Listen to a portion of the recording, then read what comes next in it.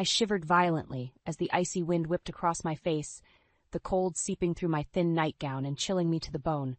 The dim streetlights cast eerie shadows along the deserted sidewalk as I trudged forward, my slippered feet already numb. "I'm done with you, Mom. I never wanted you here. Get out!" Marcus's words echoed in my mind, each one a dagger to my heart. How had it come to this? My own son, the child I had loved and nurtured, throwing me out into the freezing night like a worthless piece of trash. Tears streamed down my face, instantly freezing on my cheeks. I pulled my robe tighter around me, but it did little to block the bitter cold. My joints ached, and my legs felt like lead, but I pressed on. Ethan's house was only a few blocks away. He would help me. He had to.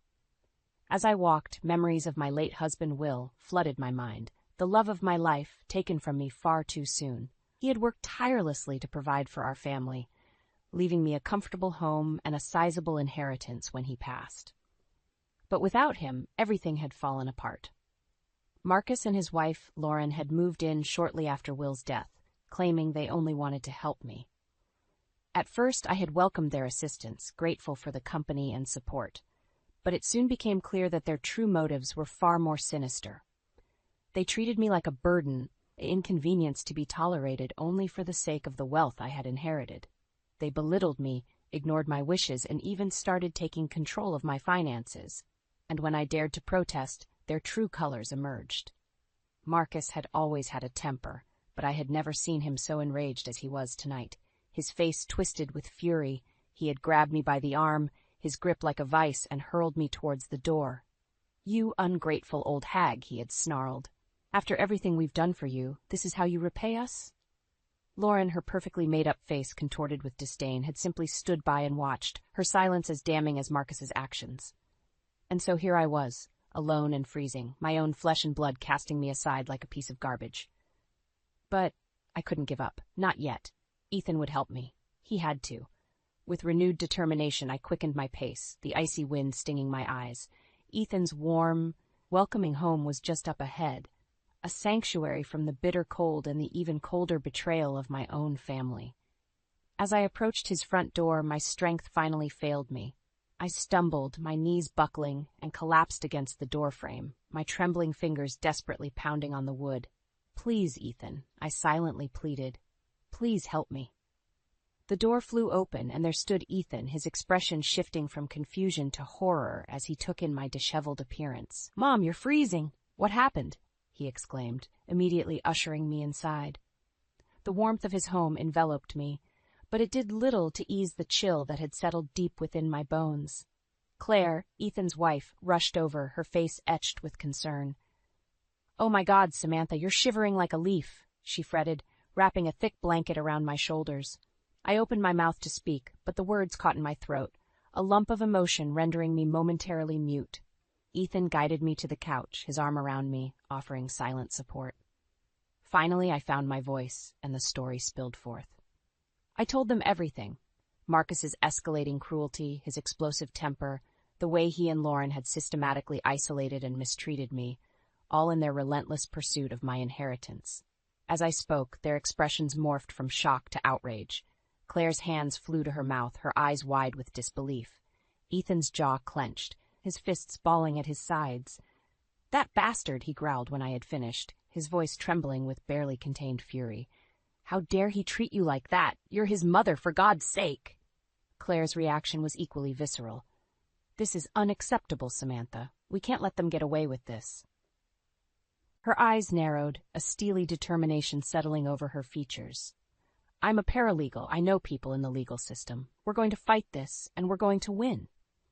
Ethan nodded emphatically, pulling me into a fierce embrace.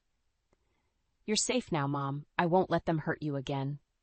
Tears streamed down my cheeks, but for the first time in years, they weren't born of sorrow or despair. They were tears of relief, of hope, of knowing that I wasn't alone anymore. As Claire made a flurry of phone calls, her voice low and intense, Ethan held me close, his presence a comforting anchor in the storm that had become my life. "We're your family, Mom," he murmured, his words laden with a protective fierceness that momentarily took me aback. "And we're going to make things right." In that moment, I realized just how much I had lost sight of what truly mattered. Marcus and Lauren had systematically stripped me of my dignity, my autonomy, my very sense of self. But Ethan and Claire, with their unwavering love and support, had given me the strength to fight back. As the night wore on and Claire's phone calls yielded promising leads, I felt a newfound sense of determination taking root within me. For too long I had allowed myself to be a victim, cowed by fear and the misguided belief that blood was thicker than water. But no more. With Ethan and Claire at my side, I would stand tall and face the demons that had haunted me for far too long. Marcus and Lauren would soon learn that karma was a fierce mistress, and their misdeeds would not go unpunished. A fire ignited in my belly, a righteous fury that had been dormant for far too long. Justice would be served, one way or another. And as I looked into the determined faces of my loved ones, I knew that this time I wouldn't have to face the battle alone. After a sleepless night spent bolstering my resolve, I found myself back at the house I had once called home. Ethan and Claire flanked me, their presence lending me strength even as dread coiled in my stomach. "You ready for this, Mom?" Ethan asked, giving my hand a reassuring squeeze. I nodded, steeling myself for the confrontation to come. Claire produced a small, discreet recording device, pressing it into my palm. "Keep this on you at all times," she instructed, her voice low and urgent. "We need to document everything." With trembling fingers, I concealed the device in the folds of my robe, taking a deep, steadying breath. Ethan rapped sharply on the door, the sound echoing like a death knell. It swung open, and there stood Marcus, his face twisted into a sneer of disdain. Well, look who crawled back," he sneered. "You should have frozen to death out there." I flinched at his words, but Claire's coaching rang in my ears. "Show no fear. Document everything." "I've come to collect my belongings," I stated, forcing my voice to remain level. Marcus barked out a harsh laugh. "Your belongings? This is my house now, you senile old bat. But fine, take your junk and get out. Not before you finish your chores, though." Chores? The indignity of it all threatened to overwhelm me, but I bit back my retort. Ethan's hand found the small of my back, lending me his silent support. "Just do as he says for now, Mom," he murmured. "We'll get through this." And so I meekly followed Marcus's instructions, my hands shaking as I tackled the menial tasks he hurled my way. Each time he barked a fresh order, the recording device in my robe pocket faithfully captured his vitriol. Throughout it all, Lauren watched with a smug expression, her silence somehow more grating than Marcus's taunts. They treated me like a servant in my own home, belittling me at every turn. At one point, as I struggled to lift a heavy box, Marcus' hand shot out, his meaty fingers clamping around my wrist with bruising force. "Hurry up, you useless old hag," he snarled, his face mere inches from mine. "Or do you need another lesson in respect?" The thinly veiled threat hung in the air, his eyes glittering with a familiar, dangerous light. In that moment, a surge of defiance rose within me, burning away the fear that had kept me paralyzed for so long. "That's enough," I stated, my voice ringing with a strength I hadn't heard in years. "I'll take my things and go, but this isn't over, Marcus, not by a long shot." His eyes widened in surprise, and for a fleeting moment I saw a flicker of uncertainty cross his features. But it was quickly replaced by his usual bravado. "Is that so?" he scoffed. "And just what do you plan to do about it, old woman?" I said nothing, simply holding his gaze with a newfound resilience. Claire's words echoed in my mind. "We have everything we need. Justice will prevail." As I gathered the last of my belongings, a strange sense of calm washed over me. The battle lines had been drawn, and for the first time in years I felt like I was finally fighting back. Marcus and Lauren might have thought they had me beaten, but they were about to learn a very painful lesson. The meek, downtrodden woman they had tormented was gone, replaced by a force they would soon come to fear. With Ethan and Claire at my side, I was no longer powerless. I was a mother on a mission, fueled by righteous fury and an unshakable determination to see justice served. As we departed, leaving Marcus and Lauren to stew in their toxic arrogance, I couldn't help but feel a sense of pity for them. They had no idea what was coming, the reckoning that awaited them for their cruelty and greed. But I did, and I could hardly wait. With the evidence securely in our possession, Ethan, Claire, and I made our way to the law offices of Samantha Wilkins, a formidable attorney Claire had connected with through her paralegal network. As we settled into the plush chairs of her office, Miss Wilkins wasted no time getting down to business. She was a no-nonsense woman, her gaze sharp and assessing as she listened to the details of my ordeal. "This is a clear-cut case of elder abuse and financial exploitation," she stated matter-of-factly once I had finished speaking. "With the audio and video evidence you've provided, we have a very strong case against your son and daughter-in-law." Relief washed over me, tempered by a lingering sense of guilt. Marcus might have treated me abysmally, but he was still my child, my flesh and blood. Could I really bring myself to pursue legal action against him? Ethan, ever perceptive, seemed to sense my inner turmoil.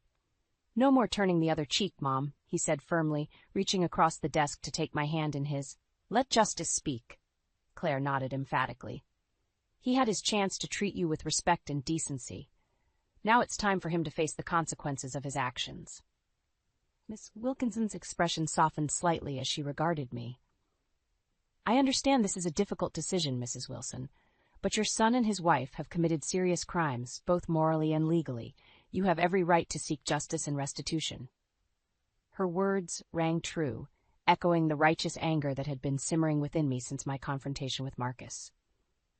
For too long, I had allowed familial ties to blind me to the truth. That my own child had become a monster, consumed by greed and entitlement.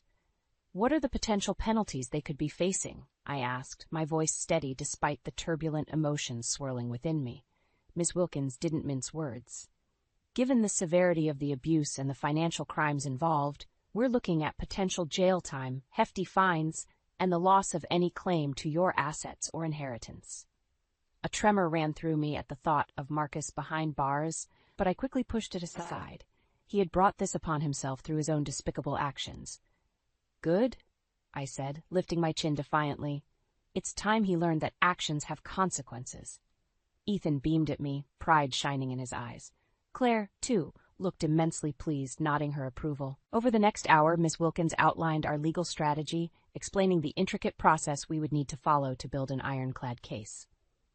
It was a daunting prospect, but with each minute that ticked by, my resolve only grew stronger. No more cowering in fear. No more allowing myself to be victimized by those who were supposed to love and protect me. This was my life, my hard-earned legacy, and I would be damned if I let Marcus and Lauren continue to trample all over it. As we departed the law offices, Ethan pulled me into a fierce embrace. "I'm so proud of you, Mom," he murmured, his voice thick with emotion. "You're finally taking a stand, and we'll be with you every step of the way." Claire chimed in, her expression one of pure admiration. "Those two have no idea what's coming for them. They're about to learn that karma is a force to be reckoned with." A small, grim smile tugged at my lips as I looked between my son and daughter-in-law. For the first time in years, I felt a sense of purpose, a fire ignited within me that refused to be extinguished. Marcus and Lauren thought they could bully and manipulate their way through life, trampling over anyone who stood in their path to wealth and power. But they were about to discover that this frail, meek old woman had finally found her backbone. And I intended to make them regret ever crossing me. In the weeks that followed, our legal team worked tirelessly to build an airtight case against Marcus and Lauren. Every piece of evidence was meticulously cataloged, every potential witness interviewed and deposed. Through it all, my newfound determination never wavered. If anything, each new revelation, every sordid detail that came to light about my son and daughter-in-law's misdeeds only served to further stoke the flames of my righteous anger. It was during one such meeting with Ms. Wilkins that we received a bombshell piece of information, courtesy of Claire's tenacious investigation skills. "I've uncovered something that might help explain Marcus and Lauren's desperation," she announced, a grim look on her face as she slid a stack of financial records across the table. Miss Wilkins' brow furrowed as she scanned the documents, her frown deepening with each passing minute. Finally, she looked up, her expression grave. "These records show a pattern of reckless spending and mounting debt, all concealed from you, Samantha," she stated, her voice laced with a quiet fury. "It would appear that your son's motivations went far beyond simple greed. He was drowning in a sea of his own making, and he saw your inheritance as his lifeline." A sickening realization washed over me as the pieces fell into place. Marcus's increasingly erratic behavior, his desperation to gain control over my finances, it all made sense now. He was a man backed into a corner, lashing out like a rabid animal in his desperation to escape the consequences of his own actions. Ethan slammed his fist on the table, his face contorted with rage. That lying, manipulative bastard, he seethed. He was using Mom as his own personal piggy bank this whole time. I felt dizzy, overwhelmed by the sheer magnitude of Marcus's betrayal. Not only had he robbed me of my dignity and sense of security, but he had also systematically drained me of the financial stability my beloved Will had worked so hard to provide. In that moment, any lingering shred of sympathy or familial affection I might have harbored for my eldest son evaporated. He was no longer the bright-eyed little boy I had once doted on. He was a monster, consumed by greed and self-interest, willing to sacrifice his own flesh and blood on the altar of his own hubris. They think they can just bully their way out of this, Miss Wilkins stated, her voice cutting through my tumultuous thoughts. They're about to be in for a rude awakening. Her words resonated deep within me, sparking a renewed sense of determination. Marcus and Lauren had made a grave miscalculation. They had underestimated the indomitable spirit of a mother scorned. As the court date loomed ever closer, our team doubled down on our efforts, leaving no stone unturned in our quest for justice. I, too, played my part, scouring through old records and documents, determined to uncover any shred of evidence that could be used against my traitorous son and his equally despicable wife. The tension was palpable, the weight of the impending battle weighing heavily upon us all. But in those quiet moments when doubt threatened to creep in, I would remind myself of the strength that had carried me this far. The unbreakable bond I shared with Ethan and Claire, the unwavering support of our legal team, and the knowledge that I was finally taking a stand against those who had wronged me so grievously. Marcus and Lauren might have thought they could bully and manipulate their way out of this mess, but they were sorely mistaken. The tides had turned, and they were about to face the full force of a mother's wrath, fueled by years of pain and betrayal. No more cowering in fear, no more allowing myself to be a victim. This was my moment, my chance to reclaim the life and dignity that had been so cruelly stripped from me.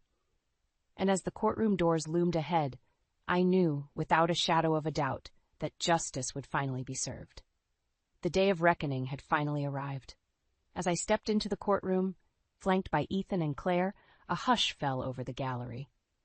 All eyes were upon us, the spectators no doubt sensing the palpable tension that hung in the air. Marcus and Lauren were already seated at the defendant's table, their expressions a studied mix of boredom and disdain. But I could see the flicker of uncertainty in my son's eyes, the barely perceptible tightening of his jaws he caught sight of me. Good, I thought grimly. Let him squirm. Miss Wilkins wasted no time in laying out our case, her opening statement a masterful blend of facts and emotional resonance. She painted a vivid picture of the abuse and exploitation I had endured, holding nothing back as she methodically outlined the evidence against Marcus and Lauren. When the first audio recording was played, the courtroom fell into a heavy silence, punctuated only by Marcus's venomous words echoing from the speakers. "Hurry up, you useless old hag, or do you need another lesson in respect?" A collective gasp rippled through the gallery, and I couldn't help but steal a glance at my son. His face had drained of color, his bravado momentarily shaken as the full weight of his actions was laid bare for all to witness. But it was only the beginning. Over the next few hours, a damning portrait emerged, one of greed, cruelty, and utter disregard for the most sacred of familial bonds. Video footage showed Marcus physically intimidating me, his towering form looming over my frail stature as he hurled insults and threats. Witness after witness took the stand, corroborating my accounts of the emotional and financial abuse I had endured. Neighbors testified to hearing raised voices and heated arguments emanating from my former home, while financial experts broke down the intricate web of deceit Marcus had woven in his quest to drain my inheritance. Through it all, Lauren remained stoic, her perfectly coiffed veneer never slipping. But Marcus grew increasingly agitated, his mask of indifference cracking with each new piece of damning evidence. It all came to a head during the cross-examination. when the prosecution's line of questioning backed him into a corner, forcing him to confront the true depths of his depravity. "So, let me get this straight, Mr. Wilson," the prosecutor said, his voice dripping with disdain. "You systematically isolated and abused your own mother, all in the hopes of gaining control over her finances to cover up your own reckless spending and mounting debts?" Marcus visibly bristled, his face flushing an angry crimson. "That's a lie!" he snarled, his voice rising in desperation. "I was just trying to help her, to protect her assets." The prosecutor arched an eyebrow, his gaze unwavering. "Is that so? Then how do you explain the recordings of you threatening physical violence against her? Or the financial records clearly indicating that you had already begun siphoning funds from her accounts for your own personal use?" A muscle twitched in Marcus's jaw as he struggled to formulate a response, his eyes darting wildly around the courtroom. In that moment, he looked every bit the cornered animal, his carefully constructed facade crumbling under the weight of his own lies and deceit. "You can't prove any of that," he finally spat, his voice trembling with barely contained fury. But the prosecutor simply smiled, a cold, predatory gleam in his eye. "I believe the evidence speaks for itself, Mr. Wilson. Your lies are over. The truth is undeniable." As Marcus erupted into a fit of impotent rage, hurling insults and accusations that only further condemned him, I couldn't help but feel a sense of grim satisfaction wash over me.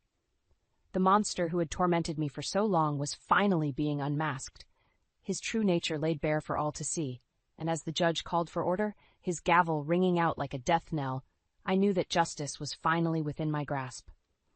The long, arduous battle was nearly over, and I had no doubt that victory would be ours. The courtroom fell deathly silent as the judge prepared to deliver his verdict. The tension was palpable, the air thick with anticipation, and the weight of the evidence that had been so meticulously laid out before him. Marcus and Lauren sat rigidly at the defendant's table, their faces pale masks of forced indifference. But I could see the fear flickering in my son's eyes, the subtle tremor in his hands betraying the bravado he so desperately clung to. Good, I thought grimly. Let him squirm. The judge cleared his throat, his gaze sweeping over the courtroom with an impassive weight. "In light of the overwhelming evidence presented," he began, his voice ringing out with a clarity that seemed to echo off the very walls, "I have no choice but to find the defendants, Marcus Wilson and Lauren Wilson, guilty on all counts."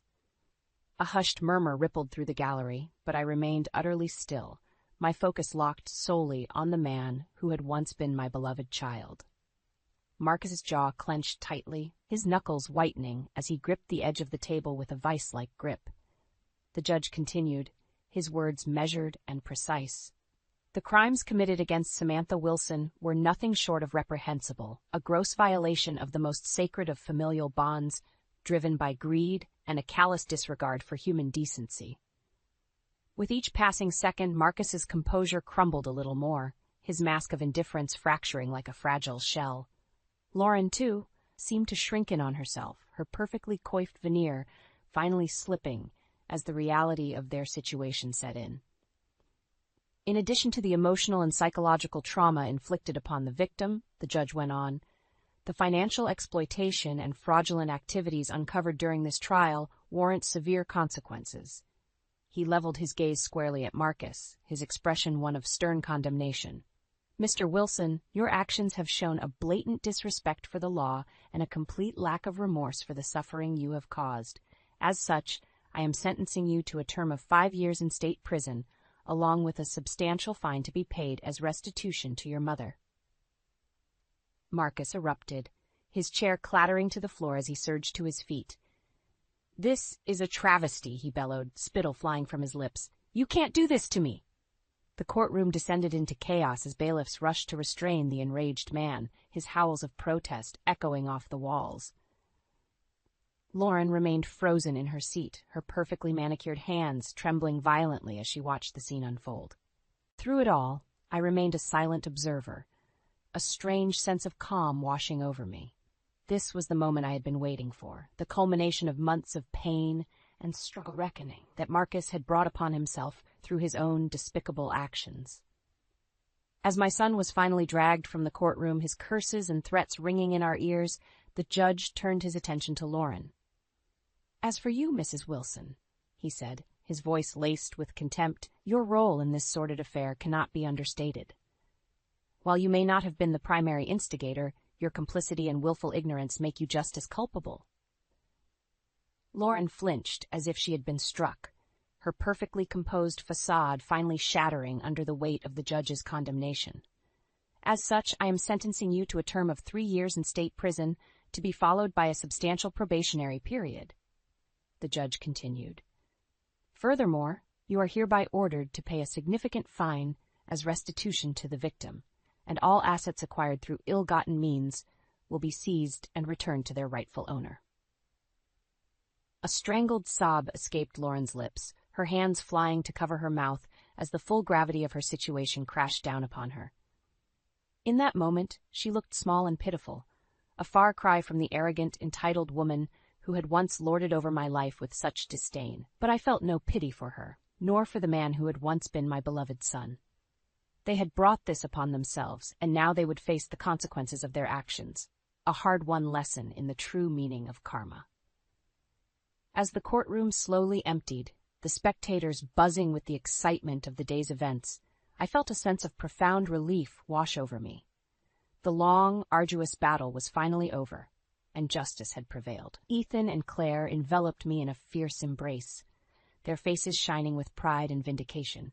"You did it, Mom," Ethan murmured, his voice thick with emotion. "You stood up to them, and you won." I nodded, feeling a weight lift from my shoulders that I hadn't even realized I had been carrying.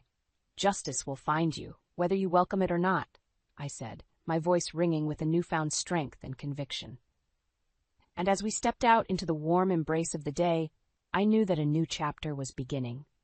One where I was finally free to live my life on my own terms, unburdened by the weight of betrayal and exploitation. The path ahead might be uncertain, but one thing was clear. I was a survivor, a fighter, and I would never again allow myself to be a victim. The battle was won, and the war was finally over. The weeks following the trial were a whirlwind of activity, as Marcus and Lauren were forced to vacate my home under the court's orders. With each box they packed, each remnant of their poisonous presence that was removed, I felt a little lighter, a little more free. Ethan and Claire were by my side every step of the way, their support and guidance invaluable as I began the process of reclaiming what was rightfully mine. Together, we meticulously went through every room, every drawer, every nook and cranny, purging the space of the toxic energy that had lingered for far too long.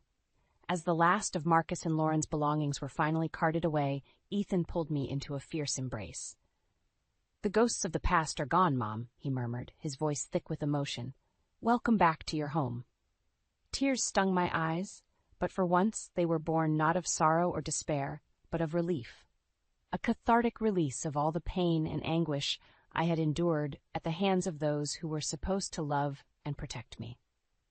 In the days and weeks that followed, Ethan, Claire, and their children became a constant, joyful presence in my life, filling the once empty halls with the sound of laughter and love. Their frequent visits were a balm to my weary soul, a reminder that I was no longer alone, no longer forced to cower in the shadows of my own home. As the physical scars of Marcus and Lauren's occupation faded, the emotional wounds began to heal as well. With the help of a therapist recommended by Claire, I slowly unpacked the trauma I had endured, confronting the fear and self-doubt that had allowed me to become a victim in the first place. It wasn't an easy journey, but each small victory, every step forward on the path to reclaiming my sense of self, filled me with a newfound strength and resilience. I was no longer the meek, downtrodden woman who had allowed herself to be systematically stripped of her dignity and autonomy. I was a survivor, a fighter, and I would never again let anyone hold that kind of power over me. As the months passed, news of Marcus and Lauren's legal troubles began to trickle in, each update a bittersweet reminder of the price they had paid for their greed and cruelty. Claire, ever the tenacious investigator, kept me apprised of every development, her face glowing with a sense of grim satisfaction each time a new piece of evidence came to light. "They're getting everything they deserve," she would say, her voice laced with a quiet fury. And then some. I couldn't argue with her assessment. As painful as it was to watch my own son crumble under the weight of his misdeeds, a part of me couldn't help but feel a sense of vindication. He had made his choices, and now he was facing the consequences, a harsh lesson in the true meaning of karma. But even as the legal battles raged on, my focus remained firmly on the present, on the hard-won sanctuary I had reclaimed for myself. With each passing day, the echoes of Marcus and Lauren's reign of terror faded a little more, replaced by the warmth and laughter of a true family, one built on love, respect, and an unbreakable bond that no amount of cruelty or betrayal could ever hope to sever. As I stood in the living room one evening, surrounded by Ethan, Claire, and their children, I couldn't help but marvel at the transformation that had taken place. The once oppressive silence had given way to a cacophony of joy and laughter, the shadows banished by the radiant glow of love and acceptance. This was my life, my legacy, a hard-won victory snatched from the jaws of despair and suffering. And as I looked around at the faces of those who had stood by me through it all, I knew that no matter what challenges the future might hold, I would never again be alone. The battle was over, the war had been won, and I had emerged from the ashes a stronger, more resilient version of myself, a phoenix rising, reborn in the flames of my own indomitable spirit.